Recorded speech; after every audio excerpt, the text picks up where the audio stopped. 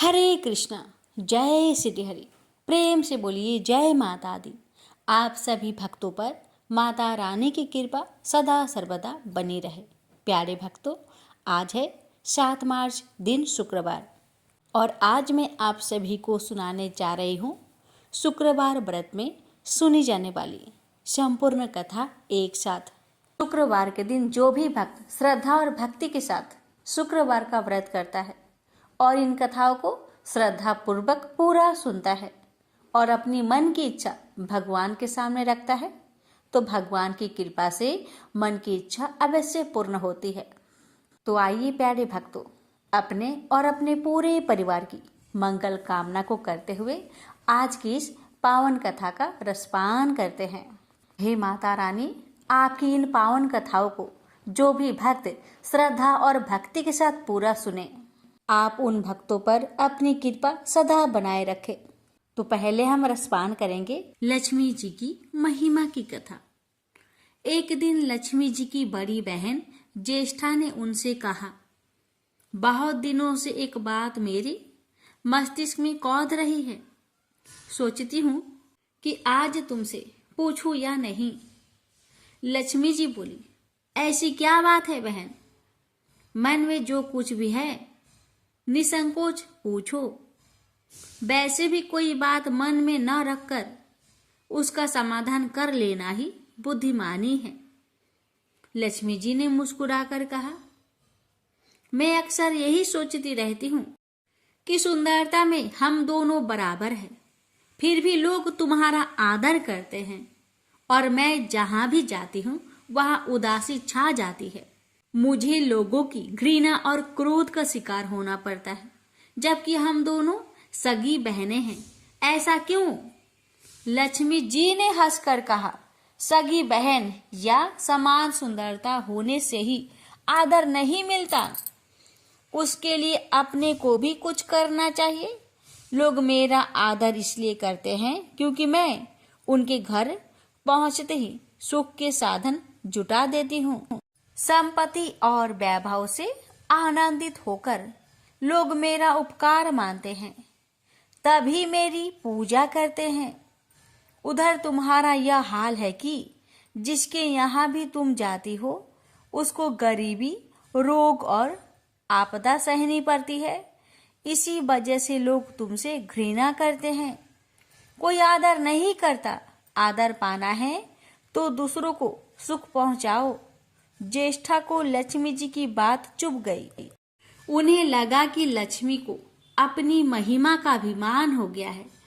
उन्होंने तड़प कर कहा, लक्ष्मी, तुम मुझसे हर बात में छोटी हो, अवस्था में भी और प्रभाव में भी। मुझे उपदेश देने का भी विचार ना करो। अगर तुम्हें अपने वैभव का अहंकार है तो मेरे पास भी अपना एक प्रभाव है। मैं जब अपनी पर आ जाऊं तो तुम्हारे करोड़पति भक्त को भी पल भर में भिखारी बना दो। लक्ष्मी जी को हंसी आ गई और कहने लगी, बहन, तुम बड़ी हो इसलिए कुछ भी कह लो, लेकिन जहां तक प्रभाव की बात है मैं तुमसे कम नहीं हूँ।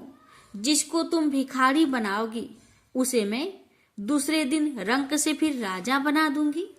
मेरी महिमा का भी अभी तुम्हें पता ही कहाँ है, और तुम्हें भी मेरी महिमा का पता ही नहीं है। जिसकी तुम सहायता करोगी उसे मैं दाने दाने के लिए भी मोहताज कर दूंगी। देखो बहन, दाने दाने के लिए तो तुम उसे मोहताज कर सकती हो जिससे मैं रूठ जाऊं। जिसके सिर पर मेरा वरद हस्त ना हो उसका तुम कुछ भी बिगाड़ सकती हो, परंतु जिस पर मेरी कृपा दृष्टि है उसका कोई भी बाल तक वाका नहीं कर सकता। अगर तुम अपना प्रभाव दिखाने को इतनी ही उतावली हो रही हो तो कल अपना प्रभाव दिखाकर देख लेना। ठीक है, बोलो कहाँ चले? दूर क्यों जाए, पास ही अनुराधापुर है। उसमें एक ब्राह्मण रहता है, दीनानाथ। वह रोज मंदिर में पूजा करने जाता है और मेरा पक्का भक्त है। उसी पर हमें अपनी अपनी महिमा दिखानी है। ज्येष्ठा को ताव आ गया। उन्होंने हाथ झटक कर कहा, ठीक है, ठीक है, देख लेना कल तुम्हारा सिर ही झुक जाएगा। कहकर वह एक और चली गई। लक्ष्मी जी वहीं खड़ी बहन के क्रोध और अहंकार पर मुस्कुराती रही। दूसरे दिन दोनों बहन अनुराधापुर के विष्णु मंदिर में पहुंची। उन्होंने वेश बदल रखा था। साधारण स्त्रियों की तरह वे दोनों मंदिर के द्वार पर बैठ गई। लोग ने देखा अवश्य, किंतु किसी ने उनकी और कोई खास ध्यान नहीं दिया। ध्यान देने वाली कोई खास बात भी नहीं थी। वह मंदिर था और वहां हर रोज दीन दुखी आते जाते रहते थे। वहां आने वाले सभी किसी न किसी परेशानी में घिरे रहते थे। फिर भला उन्हें किसी दूसरे की परेशानी से क्या सरोकार हो सकता था। थोड़ी देर बाद उन्हें दीनू पंडित आया। दोनों बहनों की नजर उस पर जम गई। पूजा करके जब वह लौटने लगा तो ज्येष्ठा ने कहा, लक्ष्मी वह तुम्हारा भक्त आ रहा है, बन पड़े तो कोई सहायता करो। हाँ करती हूँ कहकर लक्ष्मी जी ने एक पोला बांस दीनू के रास्ते में रख दिया, जिसमें मोहरे भरी हुई थी। ज्येष्ठा ने बांस को छूकर कहा, अब तुम मेरा प्रभाव भी देख लेना। पूजा करके लौट रहे दीनू ने रास्ते में पड़ा हुआ वह बांस का टुकड़ा उठा लिया। उसका विचार था कि वह किसी न किसी काम में आ जाएगा। घर में 100 जरूरतें होती हैं। अभी वह पंडित कुछ ही आगे बढ़ा था कि उसे एक लड़का मिला। लड़के ने पहले पंडित जी से राम राम की, फिर बड़ी ही नम्रता से बोला, पंडित जी मुझे अपनी चारपाई के लिए बिल्कुल ऐसा ही बांस चाहिए। दादाजी ने यह कहकर भेजा है कि जाओ बाजार से ले आओ। ऐसा बांस पंडित जी कहाँ मिलेगा? दीनू ने कहा, मैंने मोल नहीं लिया, रास्ते में पड़ा था सो उठा लाया। लो तुम्हें जरूरत है तो तुम ही रख लो। वैसे बाजार में 1 रुपए से कम का नहीं है। लड़के ने चवन्नी देते हुए कहा, मगर मेरे पास तो यह चवन्नी है। पंडित जी अभी तो आप इसे ही रखिए, बाकी 12 आने शाम को दे जाऊंगा। पंडित जी खुश थे कि बिना किसी हिल हुज्जत के रुपया कमा लिया। दीनू पंडित जी ने चवन्नी लेकर बांस लड़के को दे दिया और वह चवन्नी अपनी डोलची में रख दी।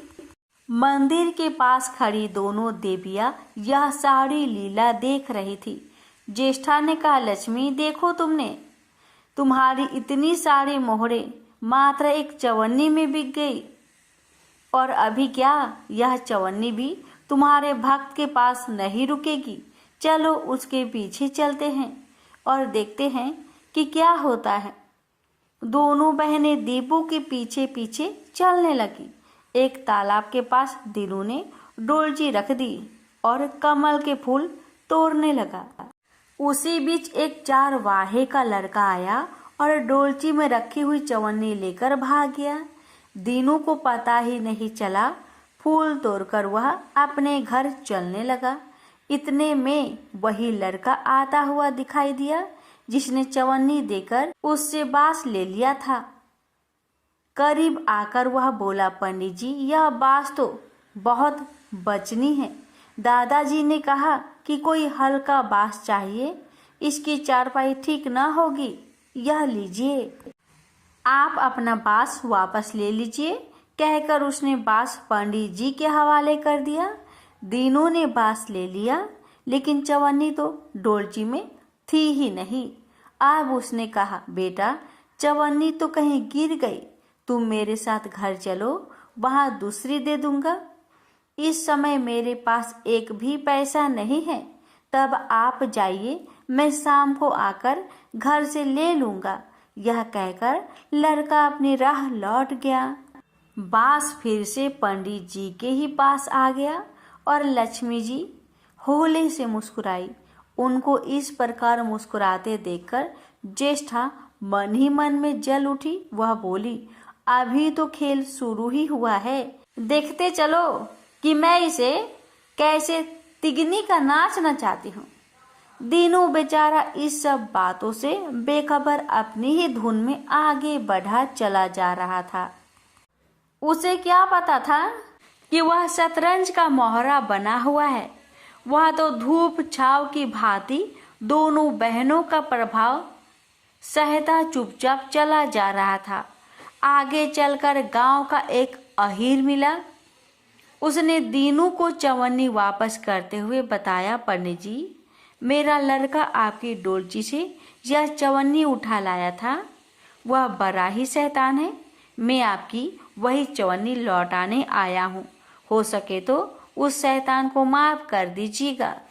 दीनू ने आशीर्वाद देकर चवन्नी ले ली और प्रसन्न मन से उस लड़के को पुकारने लगा, जो शाम को घर आकर चवन्नी लेने की बात कहकर लौटा जा रहा था। आवाज सुनकर लड़का लौट आया। अपनी चवन्नी वापस पाकर वह भी प्रसन्न हो गया। दीनू पंडित निश्चित मन से घर की ओर बढ़ने लगा। उसके एक हाथ में पूजा की डोलची थी और दूसरे हाथ में वही 5 हाथ का लंबा बांस। राह चलते दीनू पंडित सोच रहा था, बांस तो काफी बजनी है तो मजबूत भी होगा, क्योंकि ठोस है। इसे दरवाजे के छप्पर में लगा दूंगा, कई साल के लिए बल्ली से छुटकारा मिल जाएगा। ज्येष्ठा को उसके विचार पर क्रोध आ गया। लक्ष्मी जी के प्रभाव से दीनू को लाभ होता देख वह मन ही मन बुरी तरह जली जा रही थी।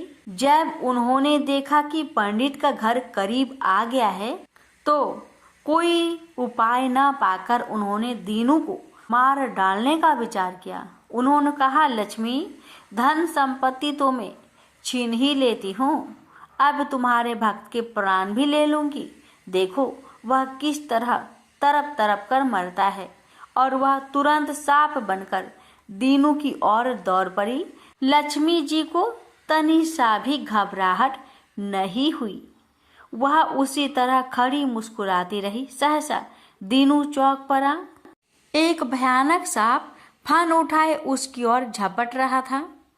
प्राण तो सभी को प्रिय होते हैं, उपाय रहते कोई अपने को संकट में नहीं पड़ने देता। दीनू ने पगडंडी वाला रास्ता छोड़ दिया और एक और को भागने लगा, लेकिन सांप बनी ज्येष्ठा उसे भला कहाँ छोड़ने वाली थी। वह तो उस गरीब के प्राणों की प्यासी हो चुकी थी। वह भी दीनू के आगे पीछे दाएं बाएं बराबर दौड़ती ही रही।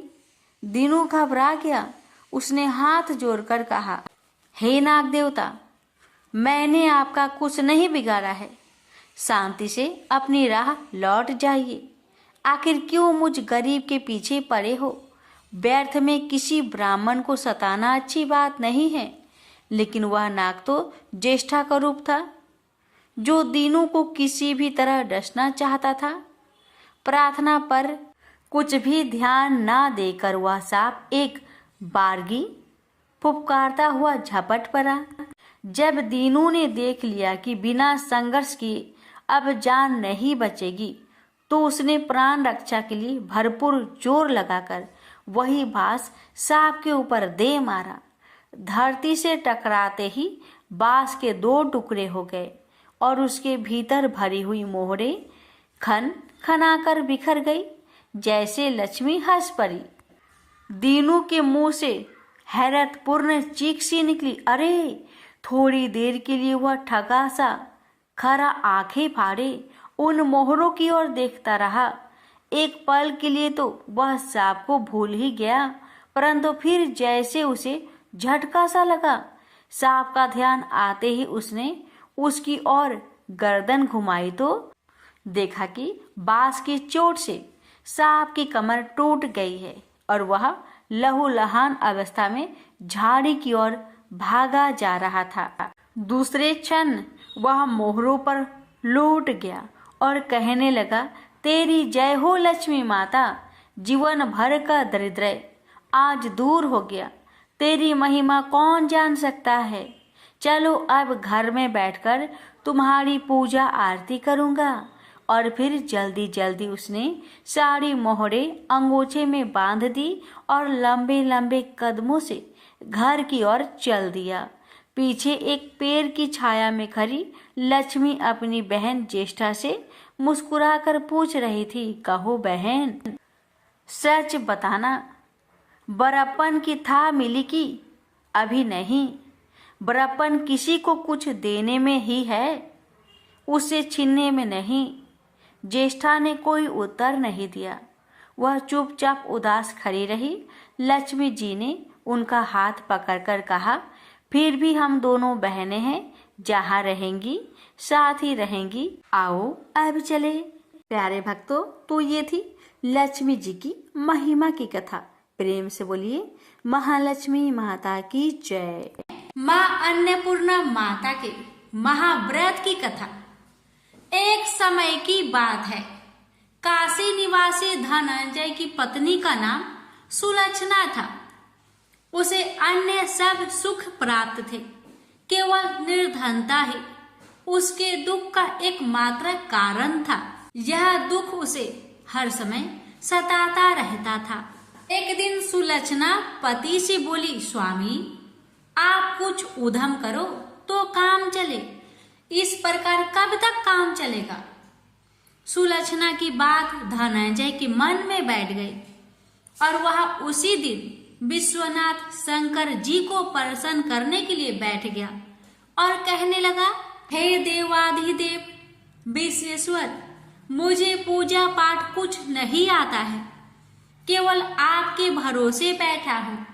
इतनी विनती करके वह 2-3 दिन भूखा प्यासा बैठा रहा। यह देखकर भगवान शंकर उसके कानों में अन्नपूर्णा अन्नपूर्णा अन्नपूर्णा इस प्रकार 3 बार कहा। यह कौन क्या कह गया? इसी सोच में धनंजय पड़ गया कि मंदिर से आते ब्राह्मणों को देखकर पूछने लगा, पंडित जी, अन्नपूर्णा कौन है? ब्राह्मणों ने कहा, तू अन्न छोड़ बैठा है, सो तुझे अन्न की ही बात सूझती है। जा घर जाकर अन्न ग्रहण कर। धनंजय घर गया, स्त्री से सारी बात कही। वह बोली, नाथ, चिंता मत करो, स्वयं शंकर जी ने आपको यह मंत्र दिया है, वे स्वयं ही खुलासा करेंगे, आप फिर जाकर उनकी आराधना करो। धनंजय फिर जैसा कि तैसा पूजा में बैठ गया।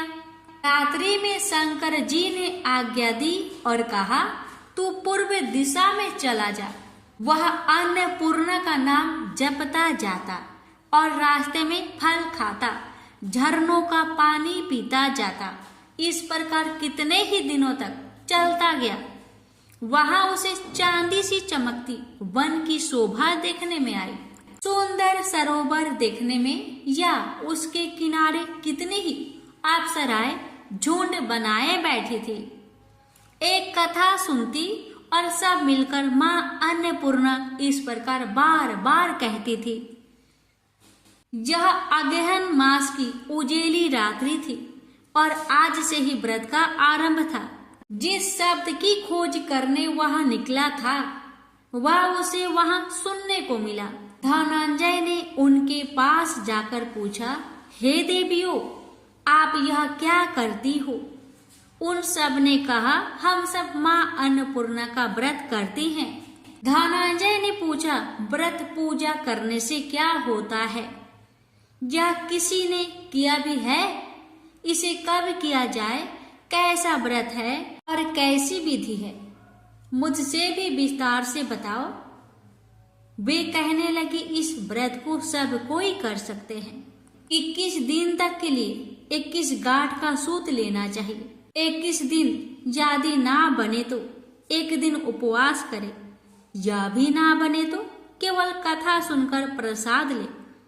निराहार रहकर कथा कहे, कथा सुनने वाला कोई ना मिले तो पीपल के पत्तों को रख सुपारी या घृत कुमारी वृक्ष को सामने कर, दीपक को साक्षी कर, सूर्य, गाय, तुलसी या महादेव को बिना कथा सुनाए मुख में दाना न डाले। यदि भूल से कुछ पड़ जाए तो एक दिवस फिर उपवास करे। व्रत के दिन क्रोध ना करे और झूठ ना बोले। धनंजय बोला, इस व्रत के करने से क्या होगा? वे कहने लगी, इसके करने से अंधों को नेत्र मिले, लुल्लू को हाथ मिले, निर्धन के घर धन आए, बाझीन को संतान मिले, मूर्ख को विद्या आए। जिस कामना से व्रत करे माँ उसकी इच्छा पूरी करती है। वह कहने लगा, बहिनों, मेरे पास भी धन नहीं है, विद्या नहीं है, कुछ भी तो नहीं है। मैं तो दुखिया ब्राह्मण हूँ, मुझे इस व्रत का सूत दोगी? हाँ भाई, तेरा कल्याण हो, हम तुम्हें अवश्य देंगे। ले इस व्रत का मंगल सूत्र ले। धनंजय ने व्रत किया, व्रत पूरा हुआ। तभी सरोवर में से 21 खंड की स्वर्ण सीरी हीरा मोती जरी हुई प्रकट हुई। धनंजय अन्नपूर्णा अन्नपूर्णा कहता जाता था। इस प्रकार कितनी ही सीढ़ियां उतर गया तो क्या देखता है कि करोड़ों सूर्य से प्रकाशमान अन्नपूर्णा का मंदिर है। उसके सामने स्वर्ण सिंहासन पर माता अन्नपूर्णा विराजमान है। सामने भिक्षा हेतु शंकर भगवान खड़े हैं। देवंगनाएं चवर डुलाती है, कितने ही हथियार बंधे पहरा देती हैं।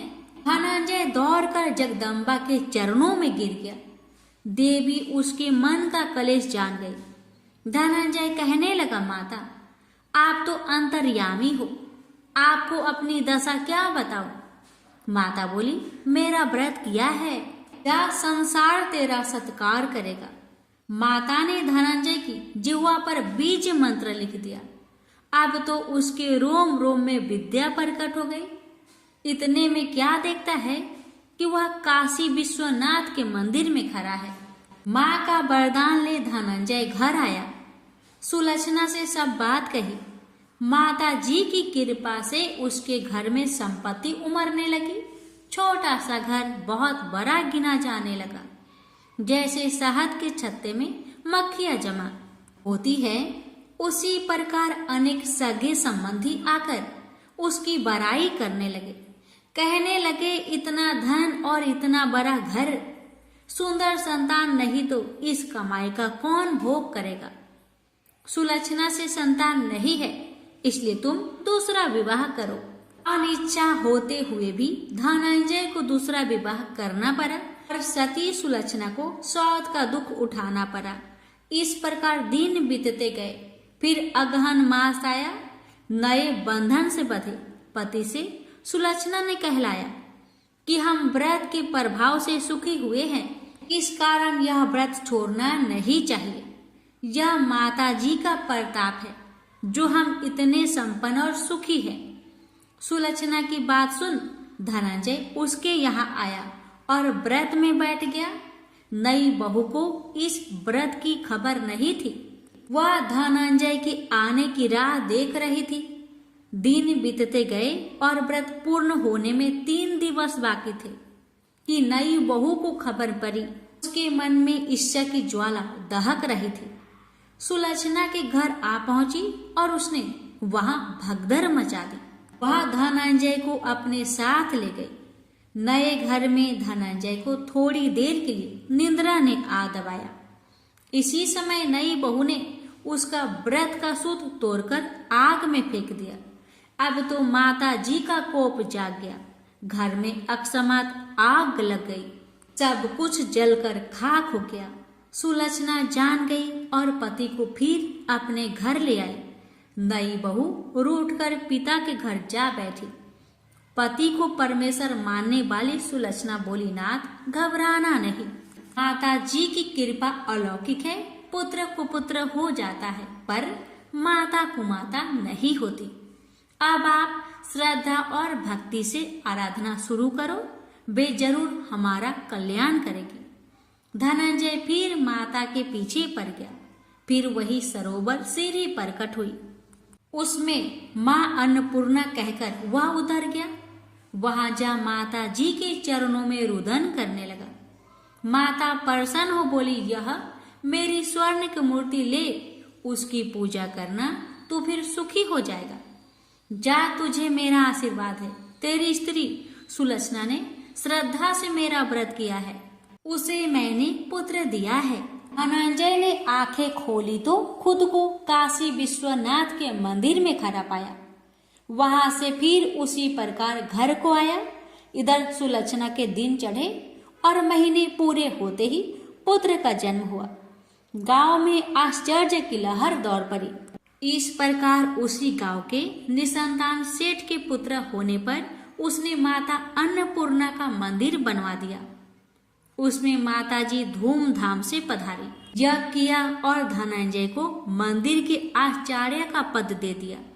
जीविका के लिए मंदिर की दक्षिणा और रहने के लिए बड़ा सुंदर सा भवन दिया। धनंजय स्त्री पुत्र सहित वहां रहने लगा। माताजी की चढ़ावे में भरपूर आमदनी होने लगी। उधर नई बहू के पिता के घर डाका पड़ा, सब लुट गया। वे भीख मांगकर पेट भरने लगे। सुलक्षणा ने यह सुना तो उन्हें बुला भेजा, अलग घर में रख लिया और उनके अन्न वस्त्र का प्रबंध कर दिया। धनंजय, सुलक्षणा और उसका पुत्र माताजी की कृपा से आनंद से रहने लगे। माताजी ने जैसे इनके भंडार भरे वैसे सबके भंडार भरे। प्रेम से बोलिए अन्नपूर्णा माताजी की जय। हर हर महादेव। माता पार्वती की जय। संतोषी माता की व्रत कथा। कथा इस प्रकार है। एक बुढ़िया माई थी, उसके 7 लड़के थे। 6 कमाने वाले थे और एक निकम्मा था, कमाता कुछ नहीं था।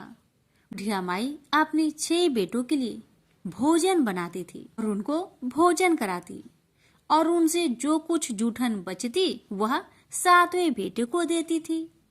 एक दिन 7वां बेटा अपनी पत्नी से बोला, देखो मेरी माँ को मुझ पर कितना प्रेम है। वह बोली, क्यों नहीं, सबका जो जूठा तुमको खिलाती है। वह बोला, ऐसा नहीं हो सकता। मैं जब तक अपनी आंखों से ना देख लूं, मैं मान नहीं सकता कि मेरी माँ मेरे साथ ऐसा कर सकती है। कुछ दिन बाद त्योहार आया। घर में 7 प्रकार के भोजन और चूरमे के लड्डू बने। अब सबसे छोटे लड़के ने यानी कि 7वें लड़के ने अपना सिर दुखने का बहाना बनाया और पतला चादर ओढ़कर रसोई घर में सो गया, ये देखने के लिए कि मेरी माँ मुझे जूठे भोजन देती है या फिर बनाई हुई ताजी भोजन देती है। लड़का झूठ मूठ का सोने के नाटक करके रसोई घर में सोया हुआ है। वह पतले चादर के अंदर से सब कुछ देख रहा था। तभी 6 भाई भोजन करने आए।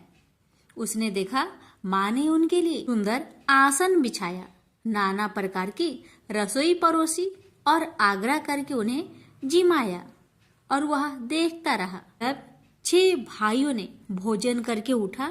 तब माँ ने क्या किया कि उनकी बची हुई भोजन, जूठी भोजन थालियों में से इकट्ठा करके सभी लड्डुओं के टुकड़ों को उठाकर एक लड्डू बनाया और सभी जूठन को साफ करके बुढ़िया ने अपने सबसे छोटे लड़के को पुकारा, बेटा 6 भाई भोजन करके चले गए, अब तू ही बाकी है, उठ और खाना खा ले। तब वह बेटा कहने लगा, माँ मुझे आज भूख नहीं लगा है, मुझे भोजन नहीं करना, मैं अब जहाँ नहीं रहूंगा, मैं परदेश चला जाऊंगा। अपने बेटे की बातें सुन माँ ने कहा, बेटा तू कल जाना चाहता है ना, कल क्यों जाएगा, तुम आज ही चला जा। तब बेटा बोला, हाँ माँ मैं आज ही चला जा रहा हूँ। यह कहकर वह घर से निकल गया। चलते समय पत्नी की याद आई। वह गौशाला में उपले थाप रही थी। वहां जाकर वह बोला, हम जावे परदेश, आवेंगे कुछ काल, तुम रहियो संतोष से, धर्म अपनो पाल। पत्नी बोली, जाओ पिया आनंद से, हमरो सोच हटाए, राम भरोसे हम रहे, ईश्वर तुम्हें सहाय। 2 निशानी आपन, देख धरो में धीर, सुधी मती हमारी, बिसारियो रखियो मन गंभीर। पति बोला, मेरे पास तो कुछ नहीं, यह अंगूठी है, सुले और अपनी कुछ निशानी मुझे भी दे। पत्नी बोली, मेरे पास क्या है, यह गोबर से भरा हाथ। यह कहकर पति की पीठ पर गोबर के हाथ की थाप मार दी। अब पति चल दिया। चलते चलते दूर देश पहुंचा। वहां एक साहूकार की दुकान थी। वहां जाकर कहने लगा, भाई मुझे नौकरी पर रख लो। साहूकार को जरूरत थी तो वह बोला, रह जाओ। लड़के ने पूछा, तनख्वाह क्या दोगे? तो साहूकार ने कहा, तुम्हारा काम देखकर तब हम दाम देंगे। साहूकार की नौकरी मिली। वह सुबह 7 बजे से 10 बजे तक नौकरी करने लगा। कुछ दिनों में दुकान का सारा लेन देन, हिसाब किताब, ग्राहकों को माल बेचना, सारा काम करने लगा। साहूकार के 7-8 नौकर थे। वे सब चक्कर खाने लगे। यह तो बहुत होशियार बन गया है। सेठ ने भी काम देखा और 3 महीने में ही उसे आधे मुनाफे का हिस्सेदार बना लिया। वह कुछ वर्ष में ही नामी सेठ बन गया और मालिक सारा कारोबार उस पर छोड़कर चला गया। इधर पति की अनुपस्थिति में उसकी पत्नी को सास ससुर दुख देने लगे। सारी गृहस्थी का काम करा के उसे लकड़ी लेने जंगल में भेजते हैं। इस बीच घर के आटे से जो भूसी निकलती उसकी रोटी बनाकर रख दी जाती और उसके साथ ही फूटे नारियल की नारेली में पानी। एक दिन वह लकड़ी लेने जा रही थी। रास्ते में बहुत सी स्त्रियां संतोषी माता की व्रत करते दिखाई दी।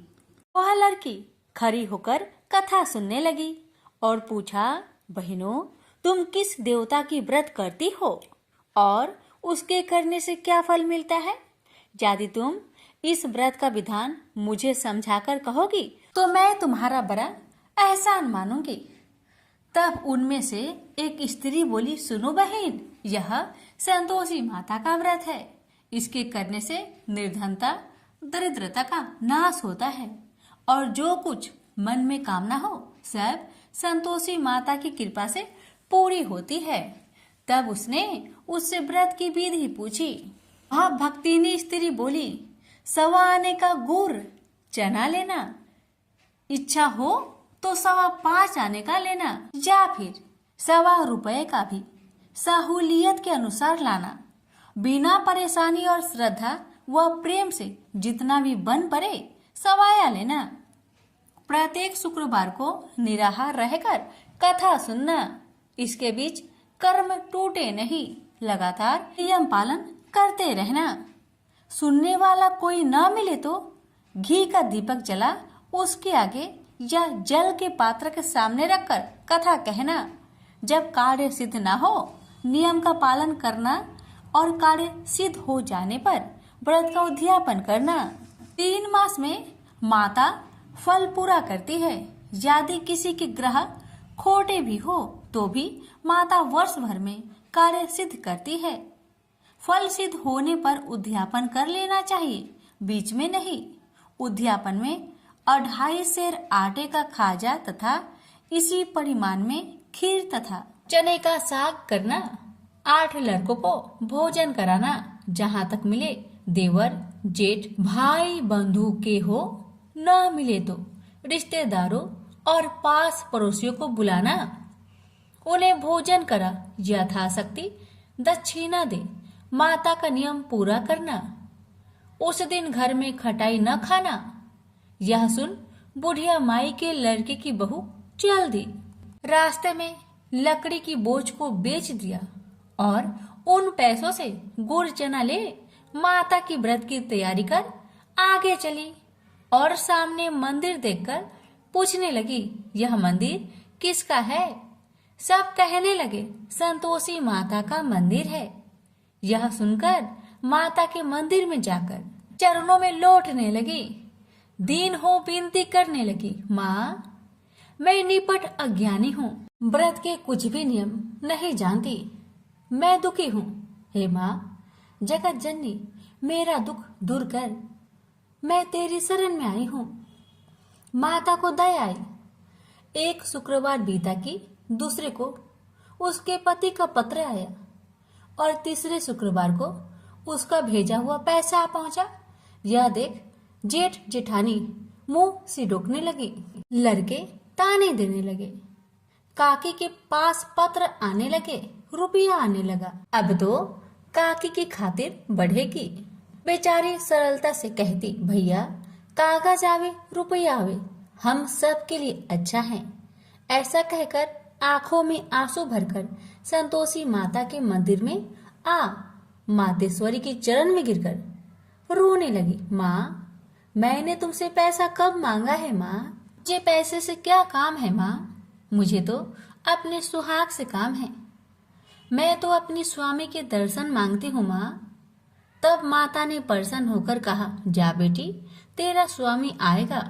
यह सुनकर खुशी से बावली होकर घर जा पहुंची, अपना काम काज करने लगी। अब संतोषी माँ विचार करने लगी, इस भोली पुत्री को मैंने कह तो दिया कि तेरा पति आएगा, लेकिन कैसे? वह तो इसे सपने में भी याद नहीं करता। उसे याद दिलाने को मुझे ही जाना पड़ेगा।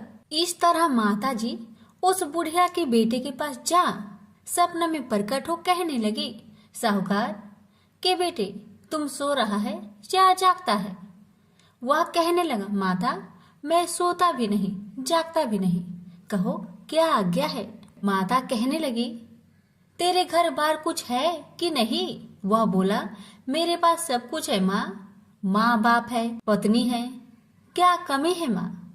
माँ बोली, भोले पुत्र, तेरी पत्नी घोर कष्ट उठा रही है, तेरे माँ बाप उसे परेशान कर रहे हैं, वह तेरे लिए तरस रही है, तू उसकी सुधि ले। वह बोला, हाँ माता जी, यह तो मालूम है, परंतु जाऊं तो कैसे? परदेश की बात है, लेन देन का कोई हिसाब नहीं है, कोई जाने का रास्ता भी नहीं आता, कैसे चला जाऊं? माँ कहने लगी, मेरी बात मान, सवेरे नहा धोकर संतोषी माता का नाम ले, घी का दीपक जला, दंडवत कर दुकान पर बैठ, देखते देखते तेरा सारा लेन देन चुक जाएगा, जमा का माल बिक जाएगा, साज होते होते धन का भारी ढेर लग जाएगा। माता की बात मानकर वह नहा धोकर संतोषी माता को दंडवत घी का दीपक जला। थोड़ी देर में देने वाले रुपए लाने लगे, लेने वाले हिसाब लेने लगे। कोठे में भरे सामान की खरीदारी नगद दाम में दे सौदा करने लगे।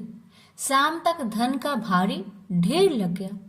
मन में माता का नाम ले चमत्कार देख प्रसन्न होकर घर ले जाने के वास्ते गहना कपड़ा सामान खरीदने लगा। यह काम से निपट तुरंत घर को रवाना हुआ। उधर उसकी पत्नी जंगल में लकड़ी लेने जाती है। लौटते वक्त माता जी के मंदिर में विश्राम करती है।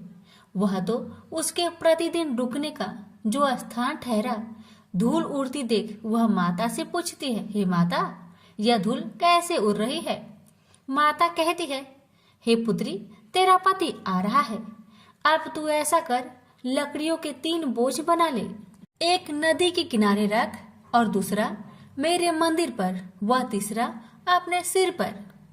तेरे पति को लकड़ियों का गट्टर देख मोह पैदा होगा, वह यहाँ रुकेगा, नाश्ता पानी खाकर माँ से मिलने जाएगा।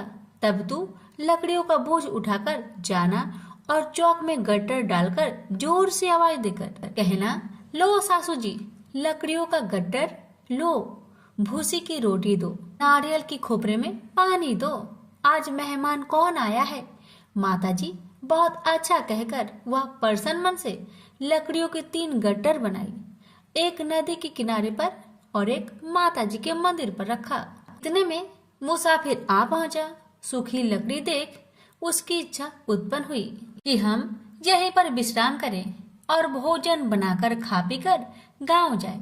इसी तरह रुककर भोजन बना, विश्राम करके गाँव को गया। सबसे प्रेम से मिला। उसी समय सिर पर लकड़ी का गट्टर लिए वह उतावली सी आती है। लकड़ियों का भारी बोझ आंगन में डालकर जोर से 3 आवाज देती है, लो सासू जी, लकड़ियों का गट्टर लो, भूसी की रोटी दो, आज मेहमान कौन आया है? यह सुनकर उसकी सास बाहर आकर अपने दिए हुए कष्टों को भुलाने हेतु कहती है, बहू ऐसा क्यों कहती है? तेरा मालिक ही तो आया है, आ बैठ, मीठा भात खा, भोजन कर, कपड़े पहन, गहने पहन। उसकी आवाज सुन उसका पति बाहर आता है। अंगूठी देख व्याकुल हो जाता है और माँ से पूछता है, माँ यह कौन है? माँ ने कहा, बेटा यह तेरी पत्नी है। जब से तू गया है तब से सारे गांव में भटकती फिरती है, घर का कामकाज कुछ नहीं करती, चार पहर आकर खा जाती है। वह बोला, ठीक है माँ, मैंने इसे भी देखा और तुम्हें भी। अब दूसरे घर की ताली दो, मैं उसमें रहूंगा। माँ बोली, ठीक है, जैसी तेरी मर्जी। तब वह दूसरे मकान की तीसरी मंजिल का कमरा खोल सारा सामान जमाया। एक दिन में ही राजा के महल के जैसा ठाट बाट बन गया। अब क्या था, बहू सुख भोगने लगी। इतने में शुक्रवार आया। उसने पति से कहा, मुझे संतोषी माता का व्रत उद्यापन करना है। पति बोला, खुशी से कर लो। वह उद्यापन की तैयारी करने लगी। जेठानी के लड़कों को भोजन के लिए कहने गई। उन्होंने मंजूर किया, परंतु पीछे से जेठानी ने अपने बच्चों को सिखाया, देखो भोजन के समय खटाई मांगना, जिससे उसका उद्यापन पूरा ना हो। अब तो बच्चे जिमने आए, खीर खाना पेट भर के खाए, परंतु बाद में खाते ही कहने लगे, हमें खटाई दो, खीर खाना हमको नहीं भाता। देखकर आरुचि होती है। वह कहने लगी, भाई खटाई किसी को नहीं दी जाएगी, यह माँ संतोषी का प्रसाद है। लड़के उठ खड़े हुए, बोले, पैसे लाओ। भोली बहू कुछ जानती नहीं थी, वह उन बालकों को पैसे दे दिए। लड़के उसी समय हट करके इमली खटाई ले खाने लगे। यह देखकर बहू पर माताजी ने कोप किया। राजा के दूत उसके पति को पकड़कर ले गए। जेठ जेठानी मन माने वचन कहने लगे, लूट लूट कर धन इकट्ठा कर लाया है, अब सब मालूम पड़ जाएगा जब जेल की मार खाएगा। बहू से यह सहन नहीं हुआ। रोती हुई बहू माताजी के मंदिर गई। कहने लगी, हे माता, तुमने क्या किया? हंसाकर अब भक्तों को रुलाने लगी। माता बोली, बेटी तूने उद्यापन करके मेरा व्रत भंग किया है। वह कहने लगी, माता मैंने कुछ अपराध किया है क्या? मैंने तो भूल से लड़कों को पैसे दे दिए थे, मुझे क्षमा करो, मैं फिर तुम्हारा उद्यापन करूंगी। माँ बोली, अब भूल मत करना। वह कहती है, अब भूल नहीं होगी, अब बतलाओ वो कैसे आएंगे? माँ बोली, जा पुत्री, तेरा पति तुझे रास्ते में आता मिलेगा। वह निकली, राह में पति आता मिला। वही पूछी, कहाँ गए थे? वह कहने लगा, इतना धन जो जमाया है उसका टैक्स राजा ने मांगा था, वह भरने गया था। वह परेशान हो बोली, भला हुआ, अब घर को चलो। कुछ दिन बाद फिर शुक्रवार आया। फिर वह बोली, मुझे माता का उद्यापन करना है। पति ने कहा, करो। पत्नी फिर जेठ के लड़कों को भोजन को कहने गई। ठानी ने एक दो बातें सुनाई। सब लड़कों को सिखाने लगी, तुम सब लोग पहले ही खटाई मांगना। लड़के भोजन से पहले कहने लगे, हमें खीर नहीं खाना, हमारा जी बिगड़ता है, कुछ खटाई खाने को दो।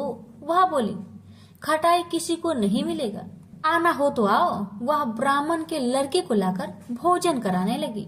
यथाशक्ति दक्षिणा की जगह एक एक फल उन्हें दिया। संतोषी माता प्रसन्न हुई। माता की कृपा होते ही 9वें मास में उसके चंद्रमा के समान सुंदर पुत्र प्राप्त हुआ। पुत्र को पाकर प्रतिदिन माताजी के मंदिर में जाने लगी। माँ ने सोचा, यह रोज आती है, आज क्यों न आए, इसके घर चलो। यह विचार कर माता ने भयानक रूप बनाया। गुड़ चने से सना मुख, ऊपर सूर्य के समान होठ, उस पर मक्खियां भीन भीन कर रही थी। दहली पर पैर रखते ही उसकी सास चिल्लाई, देखो रे देखो, कोई चुड़ैल डाकिन चली आ रही है, लड़कों इसे भगाओ नहीं तो किसी को खा जाएगी। लड़के भागने लगे, चिल्लाकर खिड़की बंद करने लगे। बहू रोशनदान में देख रही थी, प्रसन्नता से पगली बन चिल्लाने लगी, आज मेरी माँ मेरे घर आई है, आज मेरी माता मेरे घर आई है। वह बच्चों को दूध पीने से हटाती थी। इतने में सास का क्रोध फट पड़ा। वह बोली, क्यों उतावली हुई है, बच्चे को पटक दिया। इतने में माँ के प्रताप से लड़के ही लड़के नजर आने लगे। वह बोली, माँ, जिसका मैं व्रत करती हूँ यह वही संतोषी माता है। सबने माता जी के चरण पकड़ लिए और विनती कर कहने लगे, हे माता, हम मूर्ख हैं, अज्ञानी हैं। तुम्हारे व्रत की विधि हम नहीं जानते। व्रत भंग कर हमने बड़ा अपराध किया है। जग माता, आप हमारा अपराध क्षमा करो। इस प्रकार माता प्रसन्न हुई। बहू को प्रसन्न हो जैसा फल दिया वैसा माता सबको दे। जो पढ़े उसका मनोरथ पूर्ण हो, जो सुने उसका भी मनोरथ पूर्ण हो। प्रेम से बोलिए संतोषी माता की जय। वैभव लक्ष्मी व्रत कथा। लाखों की जनसंख्या को अपने में समेटे कुशीनगर एक महानगर था। जैसे कि अन्य महानगरों की जीवनचर्या होती है वैसा ही कुछ यहाँ भी था।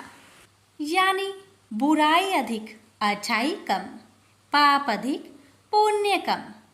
इसी कुशीनगर में हरिवंश नामक एक सद्गृहस्थ अपनी पत्नी दामिनी के साथ सुखी संपन्न जीवन गुजार रहा था। दोनों ही बड़े नेक और संतोषी स्वभाव के थे। धार्मिक कार्य अनुष्ठानों में उनकी अपार श्रद्धा थी। दुनियादारी से उनका कोई विशेष लेना देना नहीं था। अपने में ही मगन गृहस्थ की गाड़ी खींचे चले जा रहे थे दोनों। किसी ने ठीक ही कहा है, संकट और अतिथि की आने के लिए कोई समय निर्धारित नहीं होता। कुछ ऐसा ही हुआ दामिनी के साथ। जब उसका पति हरिवंश न जाने कैसे बुरे लोगों की संगत में फंस गया और घर गृहस्थी से उनका मन उचट गया। देर रात शराब पीकर घर आना और गाली गलौज तथा मारपीट करना उसका नित्य का नियम सा बन गया था। जुए, राटे, रेस तथा वैश्यागमन जैसे बुरे कर्म भी कुसंगति के बदौलत उसके पल्ले पड़ गए। धन कमाने की तीव्र लालसा ने हरिवंश की बुद्धि हर ली और उसको अच्छे बुरे का भी ज्ञान न रहा। घर में जो कुछ भी था सब उसके दुर्व्यसनों की भेंट चढ़ गया। जो लोग पहले उसका सम्मान करते थे अब उसे देखते ही रास्ता बदलने लगे। भूखमरी की हालत में भिखमंगों के समान उनकी स्थिति हो गई। लेकिन दामिनी बेहद संयमी और आस्थावान तथा संस्कारी स्त्री थी। ईश्वर पर उसे अटल विश्वास था। वह जानती थी कि यह सब कर्मों का फल है। दुख के बाद सुख तो एक दिन आना ही है। अचानक एक दिन दोपहर के समय द्वार पे हुई दस्तक की आवाज सुनकर दामिनी की तंद्रा भंग हुई। अतिथि सत्कार के भय मात्र से उसकी अंतर आत्मा कांप उठी, क्योंकि घर में अन्न का एक दाना भी नहीं था जो अतिथि की सेवा में अर्पित किया जा सकता। फिर भी संस्कारों की ऐसी प्रबलता थी कि उसका मन अतिथि सत्कार को उद्धत हो उठा। उसने उठकर द्वार खोला, देखा सामने एक दिव्य पुरुष खड़ा था।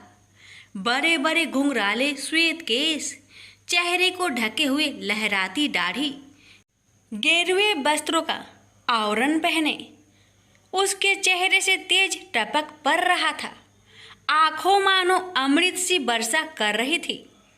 उस दिव्य पुरुष को देखकर दामिनी को अपार शांति का अनुभव हुआ और वह उसे देखते ही समझ गई कि आगत वास्तव में कोई पहुंचा हुआ सिद्ध महात्मा है। उसके मन में अतिथि के प्रति गहन श्रद्धा के भाव उमड़ पड़े और वह उसे सम्मान सहित घर के भीतर ले गई। दामिनी ने जब उसे फाटे हुए आसन पर बैठाया तो वह मारे लज्जा के जमीन में गिर सी गई। उधर वह संत पुरुष दामिनी की ओर एकटक निहारे जा रहा था। घर में जो कुछ भी बचा खुचा था दामिनी ने अतिथि की सेवा में अर्पित कर दिया। पर उसने इस पर कोई ध्यान नहीं दिया। बस दामिनी को यूं निहारे जा रहा था मानो उसे कुछ याद दिलाने की चेष्टा कर रहा हो। जब काफी देर तक दामिनी कुछ न बोली तो उसने कहा, बेटी मुझे पहचाना नहीं क्या?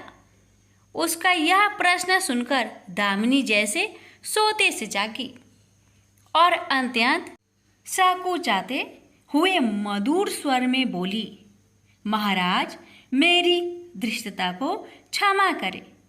जो आप जैसे दिव्य पुरुष को मैं पहचान कर भी नहीं पहचान पा रही हूँ।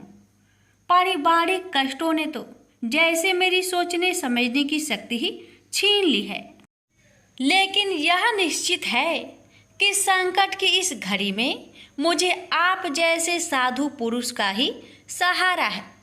तभी जैसे दामिनी को कुछ याद हो आया, वह उस साधु के चरणों में गिरकर बोल उठी, अब मैं आपको पहचान गई हूँ महाराज। स्नेहा रूपी अमृत की वर्षा करने वाले अपने शुभ चिंतक को कोई कैसे भूल सकता है भला? वास्तव में वह साधु मंदिर की राह के मध्य में बनी अपनी कुटिया के बाहर बट वृक्ष के नीचे बैठ साधना किया करता था और मंदिर आने जाने वाले सभी श्रद्धालु से प्रणाम करके स्वयं को कृतार्थ अनुभव करते थे। दामिनी भी उन्हीं में से एक थी। जब पिछले काफी दिनों से उसने उसे मंदिर की ओर आते जाते नहीं देखा तो उसकी कुशल क्षेम जानने के लिए पूछताछ करते हुए उसके घर की ओर आ निकला था। दामिनी अभी अपनी सोचों में ही डूबी हुई थी कि साधु महाराज ने मौन भंग किया। क्या कानन है पुत्री, तू आजकल मंदिर आती जाती दिखाई नहीं पड़ती। तुझे जो भी कष्ट है मुझे बता, शायद मैं तेरी कुछ सहायता कर सकूं। व्यक्ति दुखों के बोझ तले दबा हो तो ऐसे में सहानुभूति के दो बोल ही काफी होते हैं। दामिनी भी खुद पर संयम नहीं रख पाई और बिलख कर रोने लगी। तभी वह साधु वात्सल्यपूर्ण स्वर में बोला, मन छोटा करने से समस्या हल नहीं होगी। सुख दुख तो एक गाड़ी की दो पहियों के समान है। इनका आना जाना तो जिंदगी भर लगा ही रहता है। अपना दुख किसी को बता देने से मन हल्का हो जाता है। कुछ देर चुप रहने के बाद दामिनी ने बोलना शुरू किया, महाराज सर्व सुखों से भरपूर था मेरा घर। कण कण में खुशियों का नित्य होता था। पति भी नेक और ईमानदार थे। सदा जीवन उच्च विचार की आधारशिला पर टिकी थी। हमारी गृहस्थी रुपए पैसे की भी कोई कमी नहीं थी। सुबह शाम घर में ईश्वर वंदना होती थी। लेकिन अचानक न जाने किसकी नज़र लग गई, हमारा भाग्य हमसे रूठ गया। मेरे पति कुछ संगति में फंसकर अपना सब कुछ गवा बैठे। अब तो ऐसा लगता है जैसे साया भी साथ छोड़कर जाने को तैयार बैठा है। भिखारियों से भी बदतर स्थिति हो गई है हमारी।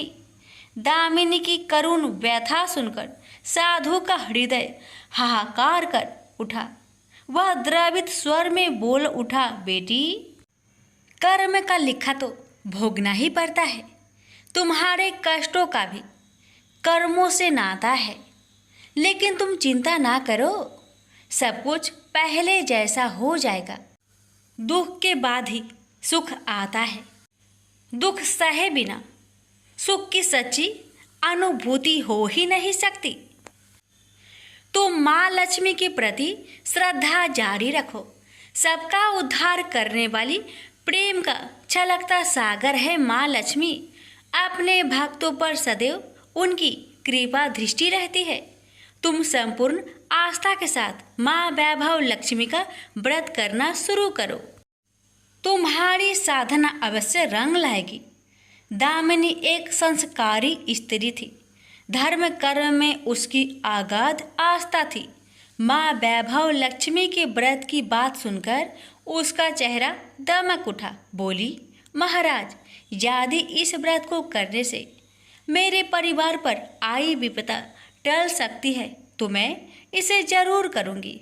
आप मुझे बताएं कि इस व्रत को कब और कैसे किया जाता है।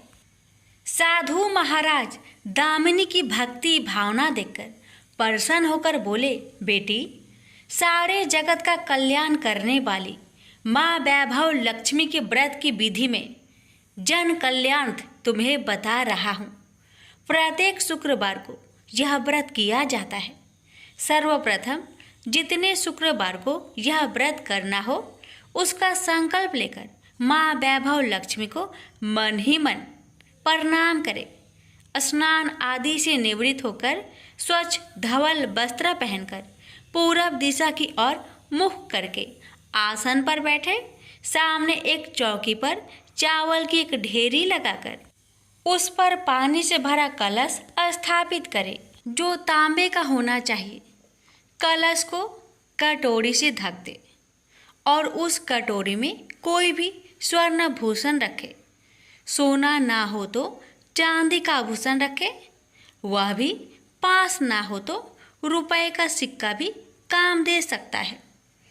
शुद्ध घी का दीपक तथा अगरबत्ती जलाए और मन ही मन पूर्ण श्रद्धा के साथ माँ वैभव लक्ष्मी का जाप करते रहे। श्री यंत्र माँ लक्ष्मी का प्रिय यंत्र है, उसे सत सत नमन करे। श्री यंत्र उपलब्ध ना हो तो पुस्तक में दिए उसके स्वरूप से काम चल जाएगा। साथ ही माँ वैभव लक्ष्मी के सभी स्वरूप को नमस्कार करें।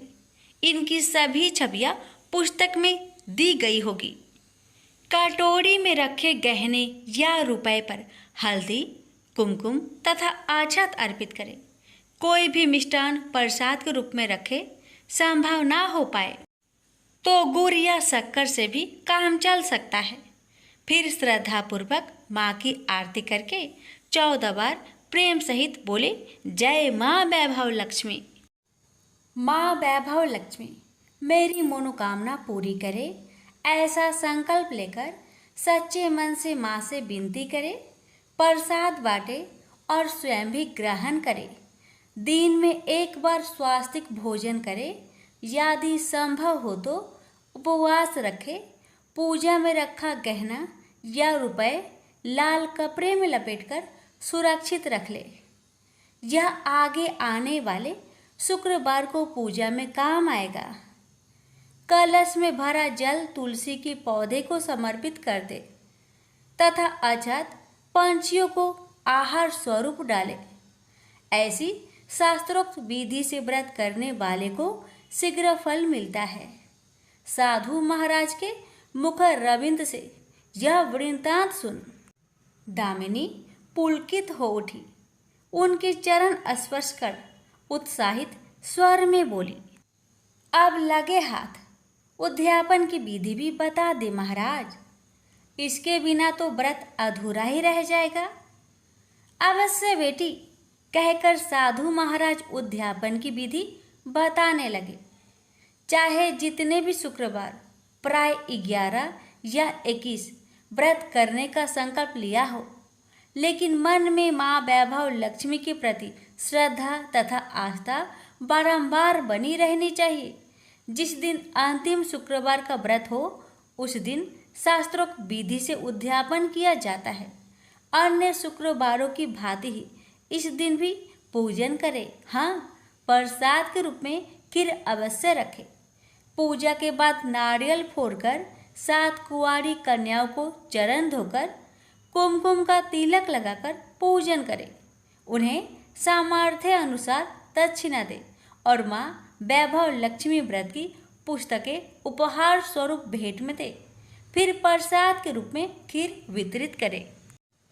अब माँ वैभव लक्ष्मी के सभी स्वरूप को मन ही मन नमन करते हुए कहे, हे माँ, यदि मैंने शुद्ध तथा निर्मल हृदय से आपकी स्तुति करते हुए वैभव लक्ष्मी व्रत विधि विधान अनुसार पूर्ण किया हो तो मेरी मनोकामना अवश्य पूरी करना। संतानहीनों को संतान देने वाली दुखियों का दुख हरने वाली, अखंड सौभाग्य का वरदान देने वाली, कुंवारी कन्याओं को मन चाहा वर देने वाली माँ वैभव लक्ष्मी, आपकी महिमा अपरंपार है। अपने हर भक्त की विपत्तियां हरकर उन्हें सुख समृद्धि प्रदान करना। साधु महाराज से वैभव लक्ष्मी व्रत का शास्त्रोक्त ज्ञान प्राप्त करके दामिनी भाव विभोर हो उठी। उसे अपने भीतर एक अनोखे तथा असीमित आत्मबल का संचार होता महसूस हुआ। उसने भी माँ वैभव लक्ष्मी के 21 व्रत आते शुक्रवार से शुरू करने का संकल्प लेकर साधु महाराज को आदर सहित विदा किया और मन ही मन माँ वैभव लक्ष्मी का स्तुति गान करने लगी। 2 दिन बाद ही शुक्रवार आ गया। उससे पहली रात दुखों की मारी दामिनी ठीक से सो भी न सकी। माँ वैभव लक्ष्मी के व्रत करने से उसकी समस्याओं का अंत हो जाएगा, यह सोचकर वह मुंह अंधेरी उठ बैठी और स्नान आदि कर स्वच्छ वस्त्र धारण किए। आसन पर पूर्व दिशा की ओर मुंह करके दामिनी ने अपने सम्मुख रखी चौकी पर चावल की छोटी सी ढेरी बनाकर उस पर तांबे का कलश रखा। लेकिन जब स्वर्ण भूषण रखने की बात आई तो धर्म संकट में पड़ गई। सारे गहने पति ने दुर्योधनों की भेंट चढ़ चुके थे। विवाहित स्त्री थी तो मंगलसूत्र भी उतार कर नहीं रख सकती थी और कोई गहना था नहीं। तभी उसे उन नन्ही पायलों का स्मरण हो आया जो उसने अपनी आने वाली संतान के लिए बनवाकर रख छोड़ी थी और पति की निगाहों से उन्हें बचाकर रखा था। उसने झटपट वह पायलें निकाली और गंगा जल से धोकर उन्हें शुद्ध करके कलश पर रखी कटोरी में डाल दिया। डिब्बे की तली में से बची खुची शक्कर निकालकर उसे प्रसाद के रूप में रखा और विधि अनुसार व्रत किया। सर्वप्रथम उसने अपने पति को प्रसाद दिया। आने वाला पूरा सप्ताह बड़े ही हंसी खुशी से बीता। बात बात पर झल्ला उठने वाला उसका पति अपेक्षाकृत शांत तथा संयत रहा। कोई मारपीट तथा कलेश घर में नहीं हुआ।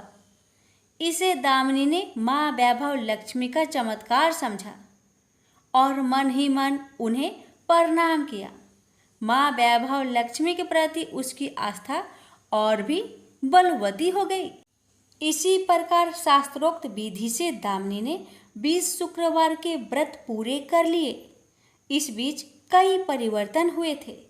उसका पति कुसंगति छोड़कर सीधी राह पर आ गया था और उसका कामकाज भी जमने लगा था।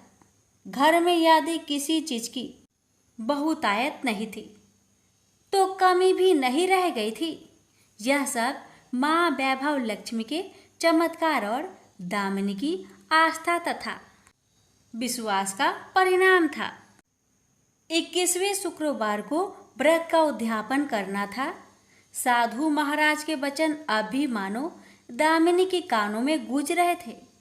उनकी बताई विधि के अनुसार ही दामिनी ने शास्त्रोक्त विधि से उद्यापन किया। 7 कुंवारी कन्याओं को भोजन कराकर दक्षिणा दी। आसपास की सौभाग्यवती स्त्रियों में प्रसाद तथा माँ वैभव लक्ष्मी व्रत कथा की पुस्तकें वितरित की। माँ वैभव लक्ष्मी के हर स्वरूप को प्रणाम किया और कहा, आपकी महिमा निराली है माँ। आपने मेरे सारे दुख हर लिए, मेरी सभी मनोकामनाएं पूर्ण कर दी। मेरा उजड़ा घर फिर से बस गया। मेरा यह नया जीवन आप ही की देन है माँ। मैं आजीवन आपकी पूजा अर्चना करूंगी और दूसरों को भी आपकी महिमा से अवगत कराकर वैभव लक्ष्मी के व्रत रखने के लिए प्रेरित करूंगी। बोलो जय माँ वैभव लक्ष्मी, आपकी सदा ही जय। अब सुनिए तुलसी महिमा की कथा। प्राचीन समय की बात है। किसी गांव में एक ब्राह्मण रहता था। परिवार में सिर्फ पति पत्नी थे, उनकी कोई संतान नहीं थी। उस देश का राजा सोमदत्त बहुत ही दानशील साधु संतों की सेवा करने वाला था। प्रचंड पराक्रमी होने के साथ साथ वह कला का भी बहुत बड़ा पारखी था। राजा प्रतिदिन पूजा पाठ करके ब्राह्मणों को, गरीबों को अपनी शक्ति से ऊपर दान किया करता था। चारों तरफ उसके राज्य में सत्य का वास था। राजा को सब सुख वैभव प्राप्त था। राजा एक पत्नी व्रत था, लेकिन राजा की कोई संतान नहीं थी। इसी दुख में राजा उतना सुख होने के बाद भी बेचैन रहता था। एक दिन ब्राह्मण की पत्नी ब्राह्मण से बोली कि दूसरे राज्य से आकर कई साधु संत ब्राह्मण राजा से दान दक्षिणा ले जाते हैं, लेकिन आप क्यों नहीं जाते राजा के दरबार में? कब तक हम लोग ऐसे गरीबी में दिन काटेंगे? तो ब्राह्मण बोलता है कि भद्रे, राजा में इतनी सामर्थ्य नहीं है कि वो मेरी इच्छा अनुसार दान दे सके। बस इसलिए नहीं जाता मैं, और जाना नहीं चाहता कि मेरे कारण राजा का मान भंग हो जाएगा। एक दिन ब्राह्मणी जीत में आ गई और ब्राह्मण को राजा के पास जाना पड़ा। राजा अपने दरबार में राजकाज में व्यस्त था। उसी समय पहरी सूचना लाया कि एक ब्राह्मण देव द्वार पर पधारे हैं। राजा स्वयं उठकर गया और उन्हें अंदर लाया, उचित स्वागत सत्कार किया और उनसे आने का कारण पूछा। ब्राह्मण ने कहा कि हे राजन, हम आपके पास एक याचक बनकर आए हैं, हम आपसे कुछ दान चाहिए। राजा ब्राह्मण के चरणों में नमन करते हुए बोला कि मैं किसी को दान करूं, ये मेरी हस्ती नहीं है। बस प्रभु के प्रसाद स्वरूप कुछ द्रव आदि दे देता हूं। राजा की इस विनय ने ब्राह्मण को मोह लिया। ब्राह्मण बोला, राजन, हमें अधिक कुछ नहीं चाहिए। तब राजा ने कहा कि हे ब्रीप श्रेष्ठ, आप आदेश कीजिए, आपको क्या चाहिए? मैं वचन देता हूं कि आपको निराश नहीं होना पड़ेगा। तब ब्राह्मण ने कहा कि हे राजन, हमें आपकी मेहनत की कमाई का दान चाहिए, फिर वो एक आना भी हो तो बहुत है। राजा तुरंत कोषाध्यक्ष को बुलाया और खजाने से रत्न आदि स्वर्ण मुद्राएं लाने को कहा। तब ब्राह्मण ने कहा कि राजन, इसमें आपकी मेहनत नहीं है, हमें वो दान चाहिए जिसमें आपका परिश्रम की सुगंध हो। इतना सुनते ही राजा सोमदत्त सन्न रह गया और काफी देर सोचने के बाद उसने कहा कि हे ब्रिपवर, आप हमें 3 दिन का समय दे। और उसने ब्राह्मण को अपने राज प्रसाद में ठहरने को कहा। तो ब्राह्मण बोले, राजन, हम 3 दिन बाद पुनः आ जाएंगे, हमें राजमहल का सुख नहीं चाहिए। और ब्राह्मण चला गया। इधर राजा गहरी सोच में आ गया और सोचने लगा कि मेहनत का पैसा कहाँ से लाऊं। ऐसे तैसे रात हो गई। राजा रात्रि में भेष बदलकर अपने राज्य से निकल गया और दूसरे दिन अन्य राज्य पहुंच गया। राज्य में घोषणा हुई कि राजा 3 दिन तक बाहर राज कार्य से गए हैं। उधर राजा एक लोहार के पास पहुंचा और उससे काम मांगने लगे। लोहार उसे अपने पास रख लिया और लोहा पीटने के काम में लगा दिया। दिन भर राजा ने मन लगाकर काम किया और उसके बदले लोहार ने उसे 4 चवन्नी दिया। उसे लेकर तीसरे दिन राजा वापस राज्य में आ गया और जब तीसरे दिन ब्राह्मण आया तो उसे विनीत भाव से वो 4 चवन्नी दे दिया। ब्राह्मण अपने घर लौट आया। इधर ब्राह्मणी ने देखा कि ब्राह्मण सिर्फ 4 चवन्नी लेकर आया है, तो वो आग बबूला हो उठी और गुस्से के कारण उस चवन्नी को तुलसी माता के पौधे के नीचे फेंक दिया। जैसे तैसे कुछ दिन बीते और तुलसी माता से लगकर 4 पौधे निकल आए जिनसे मोती झरते थे। जब ब्राह्मण और ब्राह्मणी ने ये सब देखा तो आश्चर्य रह गए और कुछ समय बाद सब सामान्य हो गया। ब्राह्मणी रोज सूपा भरकर मोती समेटती और ब्राह्मण के दिन पलटने लगे और ब्राह्मण कुछ समय बाद धनाढ्य हो गया। धीरे धीरे ये बात राज्य भर में फैल गई और फिर एक दिन राजा को इस बात का पता चला। राजा स्वयं देखने आया और देखकर सन्न रह गया। राजा ने ब्राह्मण से इसका कारण पूछा तो ब्राह्मण ने कहा कि राजन, हमें इस विषय में कुछ नहीं पता कि ये पौधे किस प्रकार के हैं और इनसे मोती झरने का रहस्य क्या है। राजा ने दूसरे दिन आदेश दिया कि उन पौधों को उखाड़कर देखा जाए और मजदूर लगाए गए। मजदूर दिन भर खोदते रहे पर उस पौधे की जड़ नहीं मिली। चौथे दिन एक चमत्कार हुआ। बिना खोदे ही अब गहराई बढ़ती चली गई और जब सब नीचे झांक कर देखे तो क्या देखते हैं कि पौधे की जड़ें पृथ्वी के नीचे किसी जलाशय में धंसी हुई है। राजा ने नीचे उतरने का निश्चय किया और राजा सहित ब्राह्मण नीचे उतरने लगे। कुछ समय बाद राजा, रानी, मंत्री, ब्राह्मण, ब्राह्मणी सब नीचे उतर गए और उस जलाशय के समीप पहुंचे। वो बहुत सुंदर स्थान था। उसी समय एक नौका आई और आकाशवाणी हुई कि सभी इस नौके में सवार हो जाओ। ऐसा सुनकर सब उस नाव में सवार हो गए और चमत्कारिक रूप से वो नौका उस नदी के अंदर समा गई। अंदर जाने पर पता चला कि वो साधारण जलाशय नहीं बल्कि साक्षात क्षीर सागर है। नीचे पहुंचने पर सबको शेष सैया भगवान श्री हरि दिखाई दिए और उनके नाभि से वो चारों पौधे के जड़ लगे हुए दिखे जो प्रभु के नाभि निकल रहे थे।